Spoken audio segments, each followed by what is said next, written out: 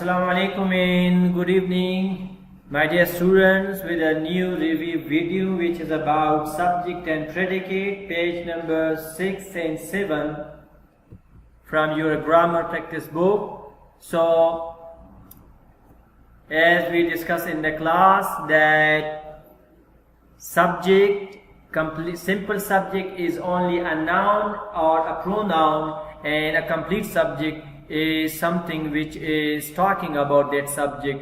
It might be an adjective to qualify that noun or pronoun. Like you can see the boat, a small boat. A small boat, small is an adjective, so it gives that one. So the extra words that you can see coming before the noun or pronoun, so that might be, complete subject. As you can see, my grandparents, boat, small boat, ride, the entire ride, like this. Predicate or simple predicate are only the verb, and complete predicate are all other words which comes after the main verb. Like live is simple predicate and live on in a complete predicate. Same like with other. One point which I want to clarify is that helping word which comes along with the main verb also be considered simple predicate. Like in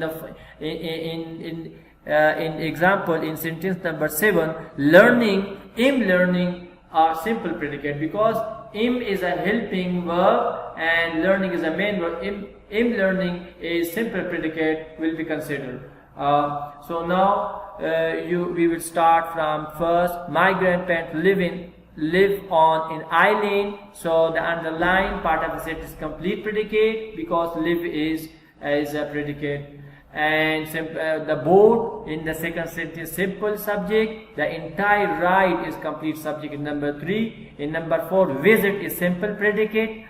And number 5, stay for about a week is a complete predicate. In number 7, we have my grandmother, so it is complete subject, because grandmother is simple subject and my grandmother is complete subject. Am learning is simple predicate. And number 8, sister is simple subject, and swim nearly every day is a complete predicate. And in number 10, days is simple subject.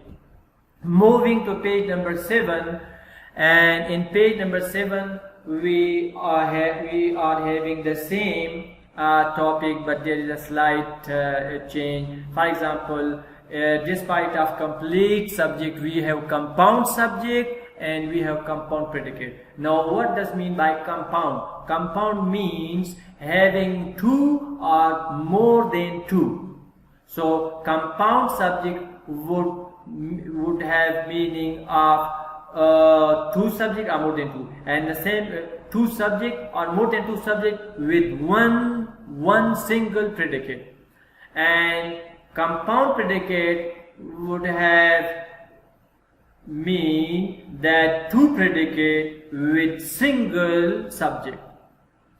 And there is a extra additional point which is about conjunction. So you also have to circle conjunction as we did in the class, and here also you can see. So the first sentence is about students arrive and sit down. So arrive is one predicate and sit down is another. So arrive, sit down, compound predicate, and end is a conjunction.